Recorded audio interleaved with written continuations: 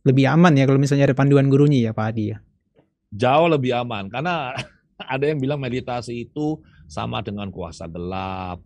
Meditasi itu adalah katakannya gerakan zaman baru. Meditasi itu adalah indoktrinasi suatu kepercayaan. Ada lagi bilang meditasi itu sesat, macam-macam. Padahal meditasi itu dilakukan orang semua, ya. Yang Buddhis, oke, duduk meditasi atau meditasi jalan. Teman-teman yang Muslim, zikir itu meditasi. Iya. Fokus pada satu objek, benar gak? Ya, entah bacaan atau apa. Teman-teman yang Katolik membaca ini doa novena atau membaca Salam Maria Penuh Rahmat Tuhan sertamu, itu saja, doa itu saja diulang.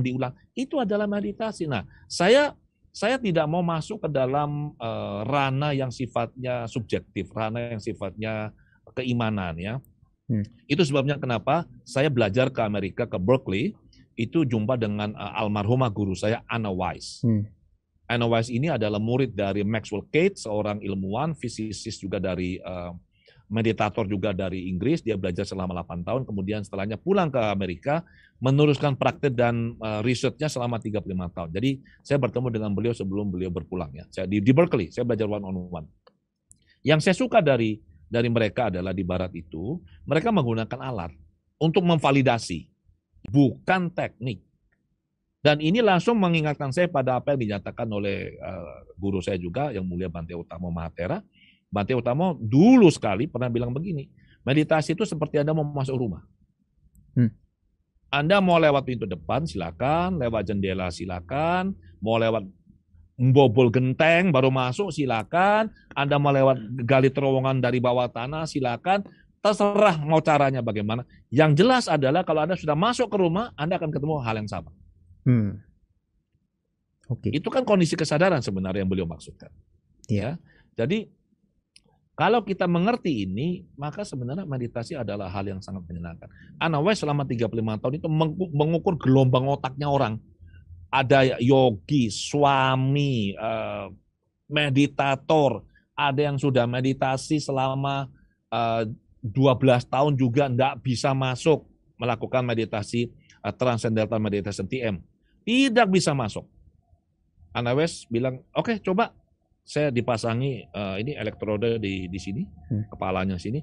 Oke, coba mulai meditasi, dilihatlah pola gelombang otaknya. Itu menggunakan Mind Mirror, itu mesin EEG yang didesain khusus untuk ini ya. Dipasang di sini di L3L4, lobus ini L3L4 sama di belakang sini ya P3P4. Dipasang terus dilihat. Setelah dilihat, Anna Weiss hanya ketawa. Anna Weiss bilang, coba kamu lakukan ini sedikit. Begitu dia lakukan, dia langsung masuk. Dan dia langsung duduk. Dia bilang, saya 12 tahun, 1 hari, 1 jam saya meditasi. Tidak pernah putus. Saya tidak bisa masuk kondisi ini. Ini yang saya cari. Anda cuma beritahu saya melakukan ini saja, sedikit ini, tiba-tiba saya masuk. Kok bisa? Anna Weiss ketawa. Ya bisa lah, pakai mesin kok. Satu lagi seorang Romo Katolik yang juga seorang meditator, dan dia tahu dia meditasi, dia sudah masuk deep, tapi dia mau masuk lebih dalam lagi nggak bisa. Dia berusaha tidak bisa. Anna Weiss bilang, oke, duduk sini, diukur. Coba sekarang meditasi seperti yang biasa Romo lakukan. Romonya sambil meditasi itu berdoa, berdoa. Anna Weiss ketawa. Setelah selesai Anna Weiss bilang gini, Romo, saya kasih saran ya. Bilang, apa itu? Kalau kamu meditasi itu jangan banyak bicara sama Tuhan, ya, diem. Romonya ketawa langsung dan dia langsung klik. Mengapa? Karena kalau dia berbicara, berdoa, dia kan harus berpikir itu. Berpikir itu mengaktifkan gelombang beta. Betul. Karena gelombang beta yang aktif terus dia tidak bisa masuk sangat dalam. Jadi selanjutnya apa? Ya sudah, dia diam, dia apa? Main rasa. Perasaan syukur, ya, dia mainnya dirasa, itu masuknya sangat dalam. Oke. Demikian sama Nera. Jadi benar ya, masuk rumah pintunya boleh masuk lewat mana aja ya? Yang penting setelah masuk, pasti barangnya di dalam sama itu. Sama. Oke, kondisi kesadaran ya berarti Pak Adi terjemahkannya ya. Ya, kondisi kesadaran. Oke. Kondisi khusyuk kan kondisi kesadaran. Iya kah?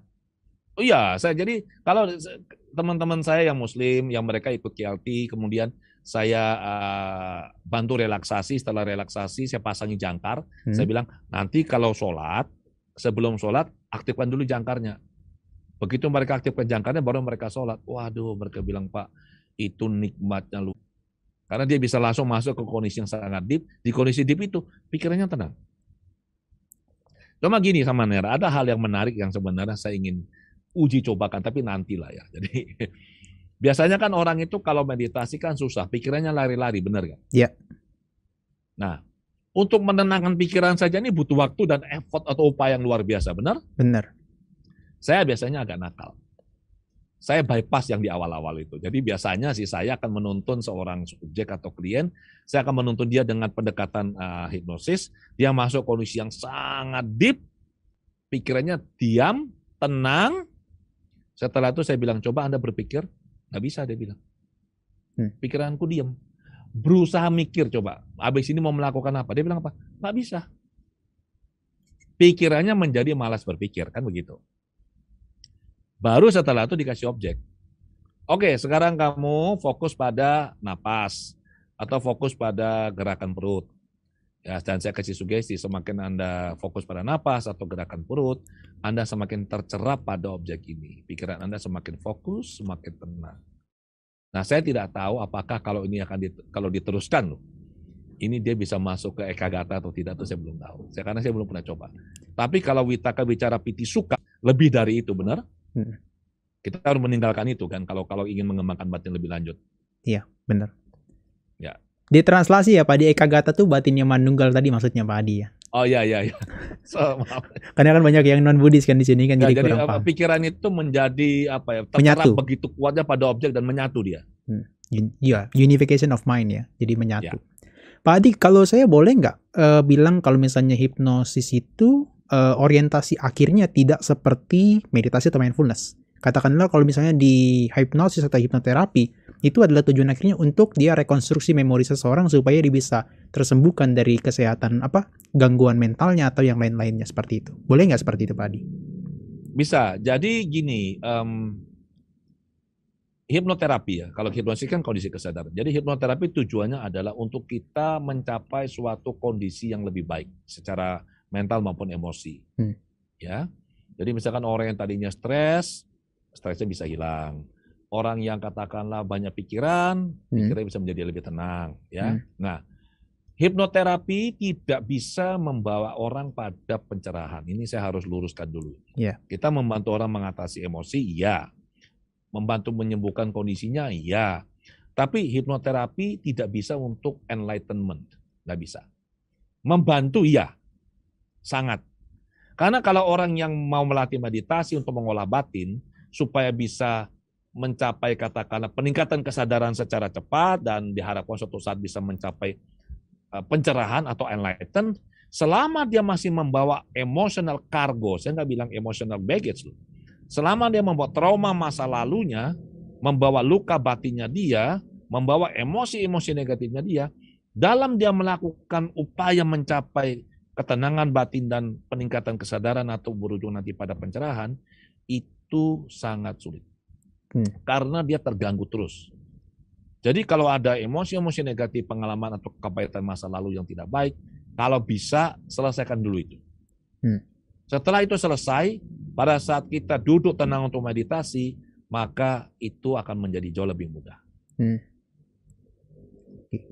Banyak yang orang bilang gitu ya Pak Adi, kalau misalnya lagi banyak masalah jangan meditasi deh, nanti malah jadi rintangannya semakin membludak, banyak nggak bisa konsentrasi, begitu ya Pak Adi? Memang sulit. Jadi begini, kalau saya mengacu pada bukunya Charles Sturt itu ya mengenai kesadaran, consciousness, bahwa suatu kondisi kesadaran ini kan distabilkan oleh beberapa proses kan, proses stabilisasi. Ada loading stabilization, stabilisasi beban, ada negative feedback stabilization, positif. Ada positive feedback stabilization sama limiting stabilization. Jadi ada 4 proses stabilisasi. Anggap sajalah kesadaran seperti sebuah kursi yang kakinya 4. Ya. Loading stabilization itu kakinya yang paling besar itu. Ya, itu yang katakanlah itu beban yang paling besar itu. Jadi paling kuat dia. Nah, kalau kita mau berpindah ke kesadaran baru, ke kondisi kesadaran baru. Kondisi meditatif adalah kondisi kesadaran baru, di luar kondisi kesadaran normal kita ini. Kita perlu menggeser kesadaran kita loh. Maka kita harus merontokkan dulu kaki-kaki ini, terutama yang loading ini. Nah, kalau kita sedang duduk meditasi, kita mau masuk kondisi meditatif, tapi pikiran kita terus mikirin masa lalu atau mikirin masa depan, di mana muatan emosinya intens, itu akan sangat mengganggu. Kita sulit sekali berpindah. Oke. Daripada itu mengganggu, selesaikan dulu. Pak Adi, kalau tadi Pak Adi ngomong tentang hipnosis ya, tadi kan kondisi kesadaran yang katakanlah relax secara fisik maupun batin seperti itu, tapi kan dia dituntun oleh orang atau katakanlah hipnoterapisnya. Nah, kalau kondisi mindfulness itu polanya sebaliknya justru ya Pak Adi daripada hipnosis tadi ya. Pola bagaimana maksudnya? Maksudnya dia fungsi pemantauannya tetap aktif begitu ya? Iya, ya. Orang mindful, jadi begini. Sekali lagi, orang dalam kondisi hipnosis dia sadar. Sadar sesadar-sadarnya. Ya. Ya.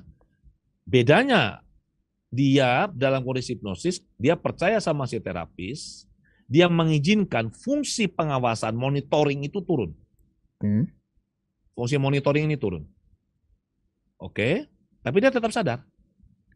Fungsi kritisnya turun. Ya. Kalau orang mindful itu berbeda, kebalikannya. Mindful ini fungsi pengawasannya sangat kuat. Karena kan untuk bisa gini, orang dalam kondisi hipnosis ya, apakah dia menyadari kondisi sekelilingnya? Dia menyadari, tapi dia fokus pada suara si terapis. Orang mindful, nah itu beda. Kalau mindful, kita kan aware dong apa yang terjadi kan? Aware pada sesuatu, aware pada bentuk pikiran kita, gerakan batin kita, kondisi fisik kita. Kita sadar. Jadi orang yang mindful, fungsi pengawasannya ini akan jauh lebih kuat. Nah, kita perlu pintar-pintar, cerdas, memutuskan kapan kita mau mindful, kapan kita mau menurunkan fungsi pengawasan dalam pikiran kita.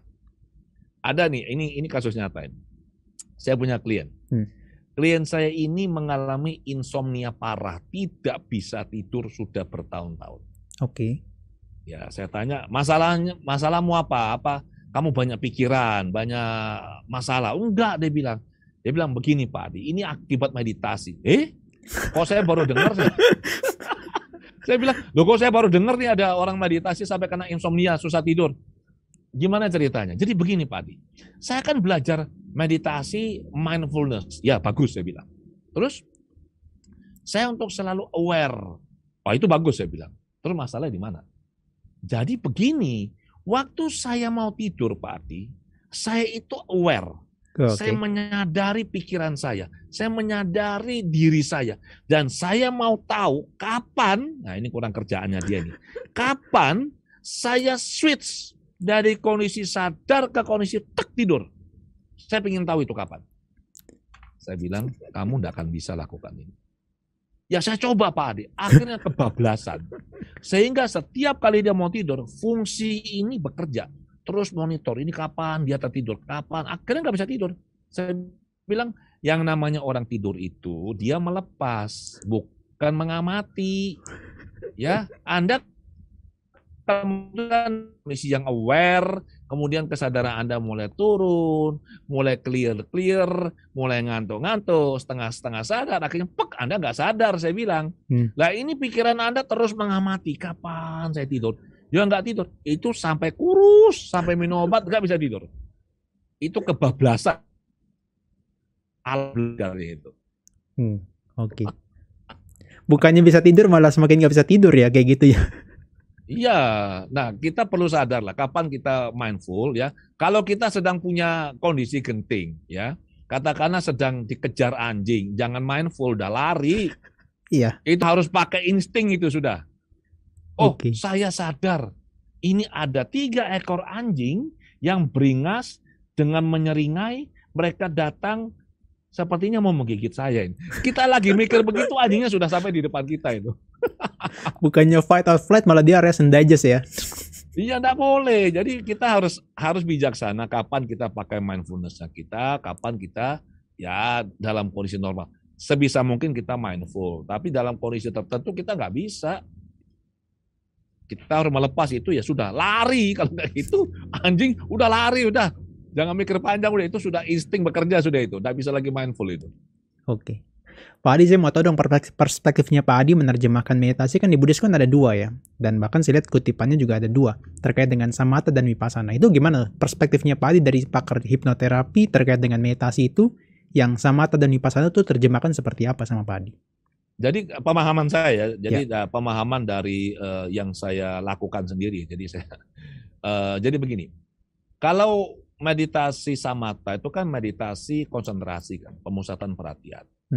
Oke, kita fokus pada satu objek yang sudah kita tentukan. Kalau vipassana itu kan kita mengamati. Jadi kesadarannya itu kan kondisinya berbeda. Kalau meditasi samatha itu kita fokus seperti kalau kita pakai kamera, itu kamera tele. Kita pakai kamera tele nih. Jadi ada sebuah bidang besar pemandangan alam ini, kita pakai kamera tele, kita lihat hanya satu wilayah kecil. Itu adalah samatha. Sementara kalau vipassana itu kamera tapi yang lebar. Wide. Sehingga kita melihat, oke, saya tahu, oh ini ada apa. Saya menyadari ada ini, ada ini, ada ini. Kita tidak fokus hanya pada satu objek. Kita menyadari ada nih, oh ini ada, ya sudah. Tapi nggak hanya fokus pada dia, kita menyadari. Jadi, dan kita bisa bermain antara kita mau pakai lensa yang tele atau yang lensa yang wide. Seperti itu. Dan ini sama-sama bermanfaatnya. Beberapa kalangan ada teman saya yang sempat bersih tegang, ada yang bilang, wah ini harus latihan meditasi samatha dulu, baru boleh vipassana. Ya, sama pernah dengar kayak gitu kan? Iya, itu kasusnya banyak kayak gitu, ngomongin kayak gitu. Ada lagi yang bilang, oh nggak usah samatha, langsung vipassana saja. Nah, orang tanya saya bilang, saya ini bukan pakar meditasi. Ya, memang saya belajar. Saya kutiplah dari guru saya bilang. Ya. Jadi beberapa tahun yang lalu, ya ini saya bilang karma baik saya. Tanpa saya sadari siapa yang datang, saya nggak tahu ini orang ini siapa. Jadi ada seorang biku, guru meditasi, yang dalam perjalanan akan pulang ke Melbourne. Oh, saya Edo Pandita. Jangan ngomong dulu biar kecepatan ini. Gitu, sorry, keceplosan. Teralat. Oke, jadi ini sebenarnya belum ngomong ya. Kan? Jadi biar gimana gitu loh. Nah, teman saya bilang, Pak Adi, ini ada seorang biku yang karena pesawatnya yang di mana di Denpasar itu ada perubahan jadwal, dia nggak bisa terbang malam ini. Jadi dia memutuskan untuk nginap malam ini di Surabaya, besok sore baru pulang ke Denpasar dan besok malam ke Melbourne. Oke, saya bilang boleh. Besok dengan senang hati di kantor saya. Saya kan nggak tahu nih beliau ini siapa, ya. Terus datanglah beliau ini, duduk, saya persilakan di kantor saya. Kami ngobrol. Dasar saya ini orang yang senang belajar dan ini ketemu orang pinter, saya tanyain macam-macam. Termasuk saya menanyakan hal soal samatha dan vipassana. Jawaban beliau ini sangat bijak dan ini yang saya pegang. Beliau memberikan ilustrasi begini. Dia bilang, oke, pakai bahasa Inggris tentunya ya. Dia bilang begini, Anda tahu pisau silet? Saya bilang, saya tahu. Tajam enggak? Oh, tajamnya luar biasa, saya bilang. Bisa buat potong barang? Oh, bisa. Itu luar biasa tajam ya. Kalau buat potong pohon bisa? Nggak bisa, saya bilang. Kenapa? Ya, ini nggak kuat, saya bilang. Ini kan dia sangat apa ya? Sangat lembek lah itu. Sangat tipis, tajamnya luar biasa, tapi dia nggak kuat. Dia bilang, oke. Tahu parang enggak? Saya bilang, oh tahu. Parang itu bisa buat potong pohon? Bisa. Kalau parangnya tumpul bisa. Wah, ya nggak bisa, saya bilang. Dia bilang, so we need both the strength and the sharpness. Kita butuh dua. Kekuatan dan ketajaman. Kekuatan itu ada pada samatha, ketajaman itu ada pada vipassana. Wah, saya bilang hari itu saya dapat pencerahan itu luar biasa dan benar, beliau adalah Sayadaw U Pandita yang junior. Ya, kalau yang senior kan sudah berpulang kan sudah wafat ya. Jadi ya itu. Jadi ya saya bilang ya latih aja dua-dua. Ya dilatih dua-dua begitu. Jadi tidak lagi ada yang ini lebih unggul, enggak, latih aja dua-dua terserahlah. Demikian. Oke. Berarti nanti kan ada ini, berarti kan korelasi di antara keduanya kan. Si samatha itu bisa mendukung, atau katakanlah justru wipasana mendukung samatha. Gimana Pak di korelasi keduanya itu? Ya sama-sama. Kalau kita misalkan kita melatih samatha dulu silakan. Orang-orang kalau dia latihan samatha kan dia melatih konsentrasi kan. Kalau dia punya konsentrasinya kuat, otomatis ini bisa digunakan untuk apa? Mengamati pengalamannya dia kan. Ya. Tanpa dia masuk ke dalamnya loh. Ya, kebanyakan orang kan susah. Konsentrasinya belum kuat, dia berusaha wipasana, berusaha mengamati. Akibatnya apa? Dia akhirnya larut ke dalam kejadian itu atau pengalaman itu. Kalau konsentrasinya bagus, sebenarnya dia bisa juga mulai langsung mengamati, tapi kalau dia punya kemampuan konsentrasi bagus, itu akhirnya kan larinya juga ke samatha. Benar. Jadi itu bisa bergeser begitu tergantung situasi. Oke. Jadi suruh jadi penonton sepak bola, malah dia ikut main bola ya? Ya. Oke, Pak Adi juga ada beberapa istilah tadi yang disebutkan di awal ya. Tadi ada awareness, consciousness, kemudian ada concentration, kemudian ada mindfulness, dan seterusnya. Itu merujuknya kepada hal-hal seperti apa Pak Adi? Kalau misalnya kita terjemahkan satu persatu misalnya. Ya, awareness itu mudahnya adalah kesadaran radarnya kita lah. Jadi kesadaran yang berfungsi sebagai radarnya kita. Kalau tidak ada awareness, semuanya tuh tidak akan ada. Jadi basicnya tuh mulai dari awareness. Kalau kita bilang kita conscious, itu berarti kita awareness ini digunakan untuk mengamati sesuatu secara spesifik. Itu kita conscious. Oke. Setelah kita conscious, tentu saja kita akan kasih perhatian di situ kan, itu attention kita sudah muncul. Itu tadi ya. Kemudian kalau semakin kita amati, konsentrasi kita meningkat.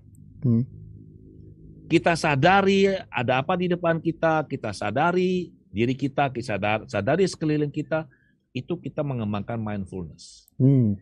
Oke. Dan ini semua butuh energi. Ya, semua ini butuh energi. Jadi orang kalau melatih, tidak hanya dalam proses hipnosis atau hipnoterapi, termasuk dalam meditasi itu, kalau kondisi fisiknya tidak mendukung, sulit. Termasuk kondisi mentalnya. Jadi saya pernah nih nangani klien ya, dulu pada saat saya masih di awal-awal dan masih agak takabur ini, agak ngaco ini dulu ini.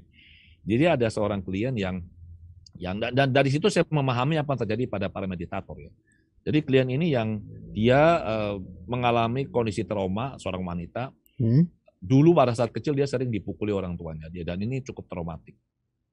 Saya proses, emosinya terkuras luar biasa, keluar, dan setelah itu dia rilis, dia sudah lega, dan saya lihat waktu saya masih ada. Saya kan dulu kan terus terang ini yang ngaconya saya dulu ini. Wah, waktu masih banyak, gampang. Oke, saya tanya, masih ada masalah lain enggak? Saya kasih bonus ini. Satu sesi biasa kan satu kasus ini, saya kasih bonus. Oh ada, saya dulu ini takut kalau berhenti di lampu merah.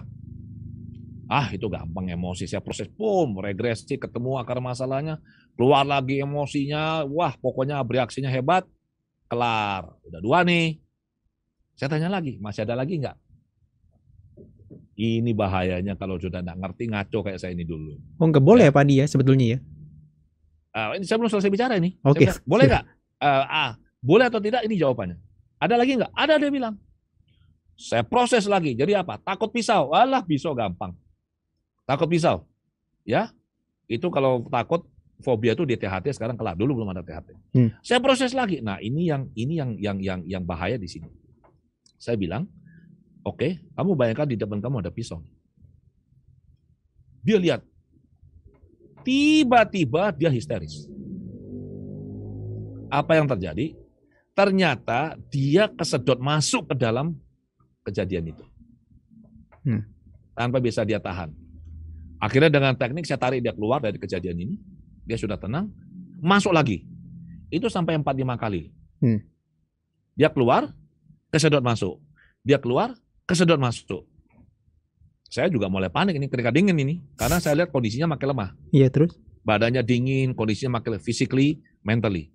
Akhirnya dengan satu teknik lagi, saya tarik dia keluar, kemudian saya kunci, dia nggak bisa masuk. Saya bilang buka mata, dia buka mata. Kemudian saya kasihkan minum air, terus saya tanya, tadi saya suruh keluar, kenapa Anda masuk lagi? Dia bilang, Pak Adi, bukan saya mau masuk, saya kesedot masuk, Pak. Di situ saya menyimpulkan, energi fisiknya sudah drop karena dia sudah terkuras cukup banyak ya. energi psikisnya juga terkuras banyak lewat proses abreaksi yang saya lakukan. Nah, makanya para meditator itu kalau mereka itu dalam kondisi fisik yang tidak mendukung, terlalu capek atau sedang banyak pikiran, lelah secara mental atau emosi, mereka melatih katakanlah vipassana. Kemudian entah kenapa ini muncullah sebuah bentuk pikiran dari masa lalu. Yang harusnya mereka cuma mengamati karena kondisi energinya tidak cukup kuat untuk bisa mempertahankan disosiasi, keterpisahan antara objek yang diamati dengan si pengamat ini. Yang terjadi adalah si pengamat akan tersedot masuk ke dalam objek yang diamati dan dia mengalami yang namanya revivifikasi. Mengalami kejadiannya ulang ya? Betul, dalam pikiran. Jadi kalau dulu dia pernah katakanlah ditusuk sama pisau, maka pada saat dia kesedot ke dalam kejadian revivifikasi, dia mengalami kembali kejadian yang persis sama, tapi kalau ini di dalam pikirannya dia. Cuma sakitnya persis sama seperti dulu. Sehingga Secara dia sekarang fisik, ini ditusuk 2 kali dia sudah. Secara fisik terasa juga kayak gitu? Oh, terasa sekali. Maka itu sebabnya saya bilang kita butuh selain guru ya, guru yang tepat, cara yang tepat, kondisi fisik, kondisi mental yang tepat, yang bagus untuk bisa melakukan baik hipnosis, hipnoterapi maupun meditasi. Kita butuh ini semua. Jadi tidak asal-asalan. Oke. Pak Adi, saya punya pertanyaan yang barangkali menarik ya. Ini kalau misalnya kita terjemahkan tadi adalah si meditasi adalah kondisi kesadaran yang rileks, yang tenang, yang dimana sebetulnya adalah dia bisa masuk ke dalam konsentrasi yang mendalam. Lantas kan di dalam meditasi kan ada meditasi jalan, ada meditasi berdiri, nggak hanya duduk kan Pak Adi. Kalau misalnya Pak Adi bilang, oh hipnosis pasti duduk atau berbaring. Tapi kalau dalam kondisi meditasi itu justru adalah ada yang berjalan dan berdiri. Nah itu bisa dikatakan juga ketika mereka dalam kondisi berjalan, mereka bisa masuk kondisi yang meditasinya mendalam juga. Konsentrasinya maksudnya. Itu gimana Pak Adi? Ya, jadi kembali lagi, meditation is a state of consciousness. Ya, jadi orang dalam kondisi hipnosis itu tidak harus fisiknya rileks. Tidak harus. Oke. Tidak harus ya. Jadi katakanlah pernah lihat ini trance dancing itu? Trance dancing yang muter-muter itu? Dia gerak sendiri ya? Dalam kondisi trance itu. Dia gerak sendiri. Padahal dia aktif. Ya muter-muter itu kan dia dalam kondisi trance. Meditasi juga sama. Jadi meditasi itu kan kita secara sadar, secara sengaja kita membawa kesadaran kita atau perhatian kita kan pada objek tertentu. Kalau kita duduk, maka badan kita akan tenang. Pikiran kita sibuk mengamati objek. Tapi kalau kita menggunakan teknik meditasi berjalan, maka fisik kita aktif. Pikiran kita rileks. Karena pikiran kita rileks, kita bisa mengamati. Begini, pikiran yang disebut dengan pikiran rileks itu adalah pikiran yang tidak mikir banyak hal. Oke. Kalau pikirannya lagi aktif sekali, dia akan mikir banyak hal dan kita nggak bisa mengamati objek, benar nggak? Jadi kalau orang meditasi jalan, sebenarnya adalah kondisi pikirannya itu sangat tenang, dia menyadari betul setiap gerak langkahnya, tumitnya menyentuh lantai, rasa telapak kakinya menyentuh katakanlah karpet atau lantai, waktu mau diangkat, itu dia aware, dia sadar. Badannya aktif, pikirannya masuk kondisi meditatif. Jadi kondisi meditasi, kondisi hipnosis itu bisa terjadi baik dalam kondisi orang itu tubuhnya rileks ataupun tubuhnya aktif. Karena ini adalah state of consciousness, kondisi kesadaran. Ya, tergantung kita melatihnya seperti apa. Kalau kita duduk, ya badan kita rileks meditasinya. Kalau kita lagi meditasi jalan, ya badan kita aktif. Tapi kan meditasi kan bukan sekedar kita duduk. Meditasi waktu kita duduk, waktu kita jalan pelan-pelan begitu, itu kan latihan itu sebenarnya. Meditasi sesungguhnya kan setelah kita keluar dari ruang latihan kita kan. Ya. Waktu kita kita hidup di masyarakat, berinteraksi dengan orang, pada saat itu kesadaran kita yang kita latih tadi itu kita gunakan atau tidak? Ada sesuatu nih misalkan ini ya. Nah, tuh lagi makan enak. Tiba-tiba ada teman telepon. Lu lagi di mana nih? Gua lagi makan ini. Mau nggak saya traktir? Makan apa? Misalkan gini, steak, wagyu, grade yang paling tinggi, free. Ini sambil makan di sini, pikiran kita sudah makan di sana itu. Benar nggak? Iya. Saking cepatnya itu ya. Jadi kita sudah nggak lagi fokus pada makanannya kita. Nah, kalau kita menggunakan kesadaran hasil latihan meditasi kita, begitu pikiran mau lari, kita tahu.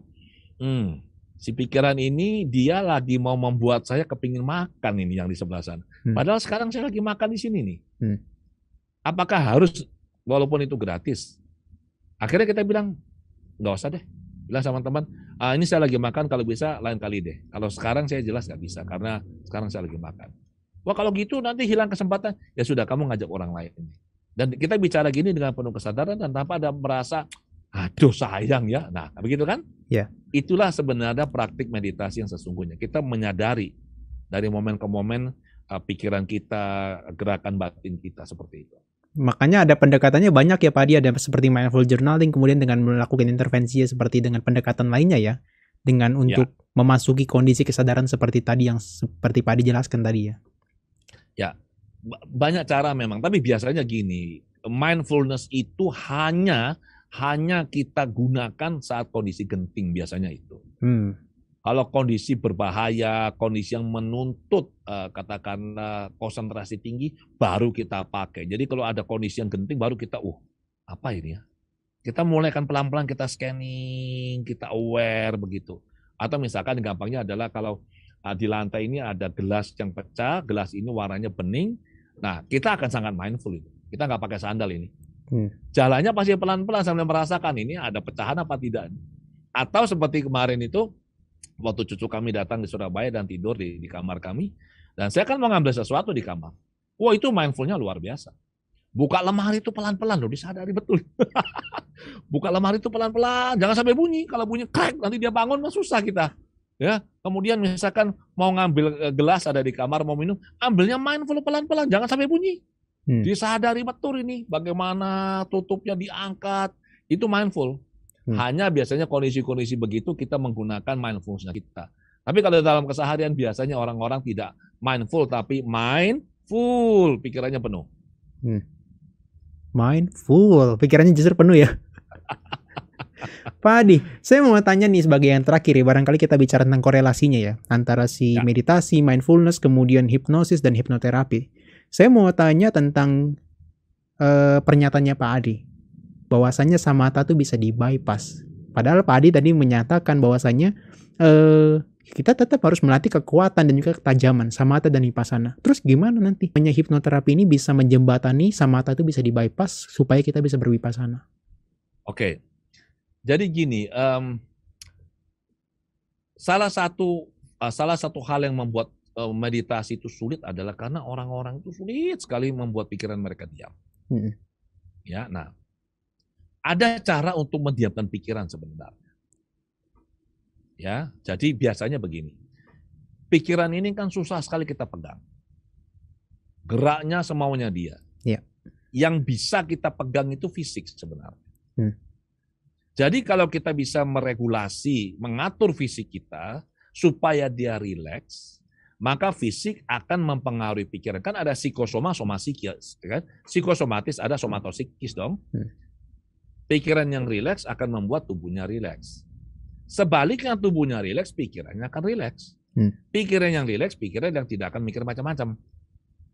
Jadi alih-alih kita langsung datang, duduk, udah fokus, napas. Itu akan banyak orang mengalami kendala di situ. Nah, dari pengalaman saya pribadi dan juga saya menuntun banyak peserta pelatihan di KLT yang saya lakukan ya, which is itu sebenarnya adalah relaksasi yang terserah mau relaksasi, meditasi, whatever namanya lah. Yang penting kondisi kesadaran yang saya bantu mereka capai. Kalau kita mengkondisikan tubuh kita itu sudah rileks, maka pikiran itu akan diam. Dan dari NOW saya juga belajar teknik singkat bagaimana kita bisa sebenarnya merilekskan ini lidah kita dengan cara tertentu. Kalau kita rilekskan lidah kita, pikiran kita akan berhenti, tidak mau lagi berpikir.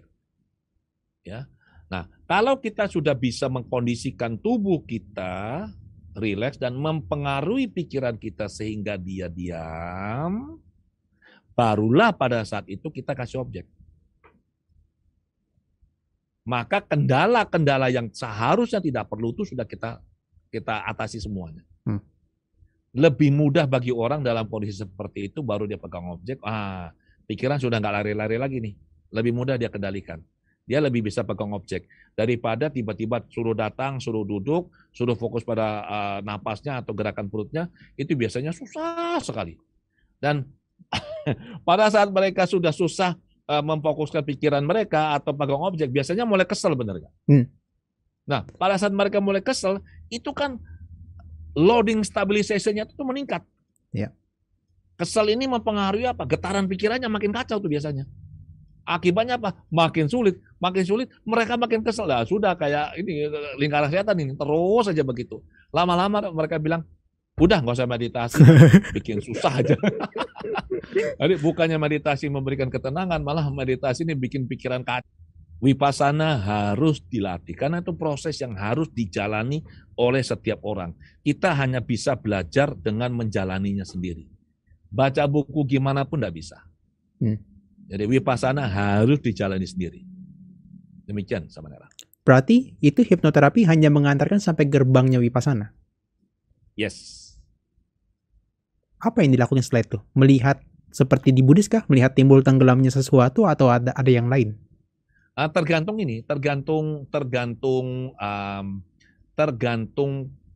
kita menggunakan di mana, ya. Makanya saya bilang ini butuh eksperimen lebih lanjut. Yang sudah berhasil kita lakukan adalah kita bisa menuntun seseorang ini masuk ke kondisi yang sangat rileks sehingga pikirannya tenang. Kemudian kita bisa memberikan dia satu objek untuk dia fokus dan benar pikirannya tercerap di situ. Langkah itu sudah bisa kita lakukan. Nah, sekarang untuk masuk ke Vipassananya itu saya belum pernah melakukannya. Karena waktunya itu tidak cukup. Di kelas kan saya tujuannya ini hanya untuk demo, karena saya mengajarkan proses induksi itu seperti apa. Kedalaman transit itu seperti apa. Saya optimis apabila kita lakukan, harusnya ini bisa memberikan dampak yang baik. Karena kalau dia bisa tenang, pikiran bisa diam, dan dia bisa mengamati fenomena yang muncul, itu dalam kondisi yang tenang, dia tidak akan bisa masuk ke dalam kejadian itu. Nah, ini adalah hipotesis saya, karena saya belum pernah melakukan eksperimennya. Cuma kalau untuk hipnoterapi atau hipnosis, kita membawa kesadaran seseorang sampai ke satu titik di mana dia bisa tenang, kemudian kita kasih objek, dia bisa fokus pada objeknya, tercerap pada objeknya, itu sudah bisa dilakukan. Lanjut ke Vipassananya, saya belum berani bicarain, karena belum pernah dilakukan. Oke. Pak Adi, benar nggak nih asumsi saya, benar nggak ya? Kalau misalnya di beberapa artikel yang saya baca tadi, seperti yang saya sebutkan tadi, itu mereka alat pengukurannya tuh hanya mampu untuk mengukur sesuatu yang katakanlah sampai batasnya self-compassion, kemudian semacam pengurangan anxiety-nya, kegelisahannya, dan depresinya, dan sebagainya. Mereka nggak bisa secara saintifik ya, mengukur yang dikatakan seperti pencapaian-pencapaian tingkatan konsentrasi yang seperti Sang Buddha katakan jana 1, jana 2, nggak ada alat ukurnya menurut saya. Sehingga kita-kita ini kalau ditanya, Samanera sih sudah mengalami ini saya sudah mencapai jana berapa atau tingkat kesucian yang seperti apa? Apakah benar asumsi saya begitu, Pak Adi? Di secara ilmu pengetahuan mereka nggak punya alat ukurnya. Jadi begini, kita perlu menyadari bahwa ada dua hal sebenarnya ya. Jadi satu adalah kondisi kesadaran, ya, dan satu lagi adalah gelombang otak. Jadi ini menarik, ini beberapa waktu lalu saya sempat jumpa dengan para ilmuwan dari 7 universitas, dan kami juga melakukan riset mengenai ini ya, karena ada penelitian hipnoterapi dalam aplikasi di berbagai bidang, dan kebetulan saya di AWGI kami dipercaya sebagai pihak yang melakukan intervensi. Dan untuk itu kami melakukan pengukuran baik secara fisik maupun lewat EEG-nya. Jadi misalnya kalau fisik itu kita mengukur HRV-nya, heart rate variability-nya dia, kemudian pakai GSR, relaksasi fisik, kemudian tekanan darah, detak jantungnya, itu kita ukur. kemudian nanti dikasih kamera thermal, kita bisa lihat naik turunnya temperatur tubuh, dan juga kita menggunakan EEG. Nah, ini yang menarik. EEG ini tidak bisa digunakan untuk menunjukkan bahwa si orang ini berada dalam kondisi kesadaran seperti apa. Nggak bisa. Bahwa dia awake, dia sadar, iya bisa diketahui.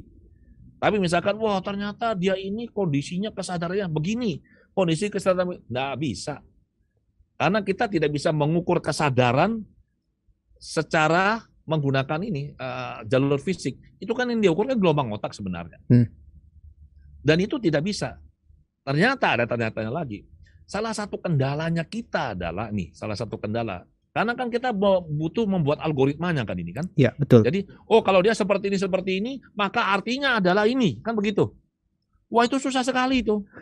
Kami diskusi itu 2 hari nggak ketemu titik-titiknya. Susah sekali, jadi nggak bisa. Nah, mesin itu sekilas bisa kayak EEG yang saya pelajari, bisa menunjukkan, ini gelombang betanya pikiran sadarnya sekian aktifnya. Ini gelombang bawah sadarnya seperti ini. Tapi apakah, satu contoh begini. Itu kalau saya ukur gelombang otaknya orang, dulu saya pakai mesin di kelas itu ya, kelas SCCA, itu tiba-tiba deltanya tuh aktif. Seperti amplitudenya besar. Boom, begitu, melebar. Saya tahu dia ada emosi loh. Saya tahu tuh ada emosi. Kemudian saya lihat tetanya, juga melebar, amplitudenya besar ini. Saya tahu ada memori yang terakses. Tapi saya tidak pernah bisa tahu ini emosinya apa dan apa kontennya. Saya tidak pernah bisa tahu. Saya harus tanya, itu emosi apa tuh? Saya terharu Pak Adi. Terharu dia. Saya pikir dia sedih nih. Dia terharu. Terus itu tetamu tadi saya lihat itu ada flare begitu, ada aktif itu. Kamu lagi mikirin apa itu? Saya teringat ibu saya dulu. Boom. Jadi content of consciousness-nya tidak bisa dideteksi. Sampai saat ini belum bisa. Sampai saat ini ya, karena algoritmanya sulit ya. Algoritmanya sulit untuk disusun sampai sedemikian kompleks ya. Ya itu butuh orang yang memang benar-benar orang yang benar-benar pakar di bidang kesadaran, pikiran, kemudian misalkan dia sendiri yang dia harus diukur, kemudian dia tahu dia di menit keberapa dia sedang mikirin apa. Jadi setelah itu dia baru bisa cek dengan hasil pengukuran. Tapi itu nggak bisa cuma satu orang loh. Kita butuh banyak data untuk akhirnya didapatkan sebuah algoritma yang benar-benar bagus. Kalau nggak akurat itu. Itu sulit sekali. Jadi nggak bisa. Satu-satunya cara untuk bisa mengerti ya belajar pada guru yang benar-benar pakar dan menjalani sendiri. Dan kalau saya mesin EEG apa segala macam itu hanya gimmick lah kalau saya pikir lah. Oke. Nggak ada itu juga orang-orang bisa berkembang batin dan kesadarannya benar. Apalagi zaman dulu ya. Zaman dulu nggak ada namanya mesin EEG itu nggak ada. Orang-orang mencapai tingkat konsentrasi yang bagus, tingkat kesucian yang bagus, kebijaksanaan yang sangat tinggi tanpa mesin. Mesin ini dibutuhkan hanya untuk bisa memberikan semacam validasi yang walaupun itu sangat tipis kepada publik bahwa kan kalau kita bilang meditasi itu kayak begini, orang bilang meditasi itu kuasa gelap. Saya bilang enggak. Nih coba kita ukur gelombang otaknya nih. Nah, tuh kelihatan kan itu? Ini berarti artinya apa? Betamu sekian, alfamu sekian, theta sekian, delta sekian. Artinya apa? Komposisi gelombang otakmu ini menentukan kondisi kesadaran kamu. Nah, dengan cara itu adalah pintu masuk supaya orang bisa mengerti. Ini scientific loh ini. Ya. Bukan cuma sekedar kayak main apa begitu. Sehingga publik bisa lebih menerima begitu loh. Oke. Hanya sekedar untuk validasi ya Pak, dia tanda kutipnya tadi ya. Yes. Tapi itu validasinya tipis-tipis itu. Pak Adi, saya mau tanya yang terakhir, ini serius terakhir, dan saya akan fasilitasi teman-teman yang di kolom live chat YouTube akan bertanya. Ini saya mau tanya, kalau di Buddha itu kan konteksnya adalah vipassana untuk melihat yang namanya anicca, dukkha, anatta begitu kan ya. Nah, bagi Pak Adi sendiri gimana menjembatani nantinya, kalau memang tadi bilang Pak Adinya, tadinya Pak Adi bilang nanti akan ke sana arahnya dan optimis, itu gimana menjembataninya untuk orang-orang yang di luar sana bisa melihat anicca, dukkha, anatta, tidak kekal, penderitaan dan sebagainya, supaya akar masalah mereka benar-benar tercabut, bukan hanya sekedar direduksi. Ya, oke, terima kasih. Ini juga pertanyaan yang sangat penting yang sering ditanyakan oleh teman-teman pada saya. Jadi begini, hipnoterapi itu bisa membantu menyelesaikan satu atau beberapa masalah. Tapi hipnoterapi tidak bisa menyelesaikan akar masalah yang paling akar, itu nggak bisa. Ya, Jadi kalau kita mau benar-benar selesai dengan penderitaan kita, kita harus punya pemahaman yang benar soal proses kehidupan. Satu contoh soal ketidakkekalan itu, benar nggak? Ya. Ya, semua orang kan karena tidak mengerti prinsip hukum ketidakkekalan ini, yang maunya kalau bisa kekal, apalagi yang enak dan menyenangkan, benar nggak? Kan pikiran sifatnya begitu, dia berusaha menggenggam erat, mengulang-ulang, mempertahankan apa yang dia pikir enak, menyenangkan. Dan berusaha menolak sekuat tenaga, mengenyahkan, menghilangkan kalau perlu dengan segala cara hal-hal yang bikin dia tidak nyaman. Itu kan pikirannya kurang ajarnya begitu. Iya. Nah, kalau kita menyadari fenomena ini bahwa ini tidak kekal, maka kita bisa lebih nerimo, kita lebih bijaksana.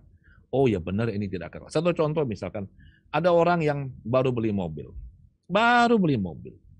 Platnya masih plat ini, belum plat yang sesungguhnya ini. Parkir lagi makan itu. Keluar, mobilnya tuh diberet. Waduh, itu sakitnya tuh luar biasa. Ya. Sudah pernah ngalamin soalnya saya. Ternyata pengalaman sendiri.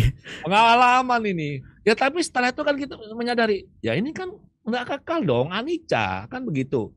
Ya namanya mobil, ya namanya barang ya, kalau dia bisa mulus, bisa juga nggak mulus. Nggak mulusnya bisa karena kita yang melakukannya atau dilakukan orang lain. Realitas objektifnya adalah sudah terjadi nih. Mobilnya beret. Apa solusinya? Ya kita sadari ini tidak kekal. Berarti sekarang solusinya adalah ya sudah, ini kan diasuransi. Ya sudah bawa bengkel lah, selesai. Tapi kan ada yang bilang gini, loh tapi Pak Adi, itu beda loh. Apa bedanya? Itu mobil sudah pernah cacat. Loh ya toh? Saya tidak bisa terima nih mobil cacat ini. Mobil yang sudah bekas didempul-dempul, tidak ori. Jadi gimana? Mau saya jual mobilnya, itu kan yang melekat kepada konsep bahwa mobil itu harus mulus ori, benar nggak? Nah, kalau kita bisa membawa seseorang melewati proses ini, vipassana, dia mengamati, dia menyadari pikirannya sendiri. Pikirannya itu kan, coba lihat, pikiran itu entah, ayo coba, dari mana munculnya pikiran? Pikiran kan tiba-tiba tung muncul. Dia bertahan sebentar kan? Padam dia kan?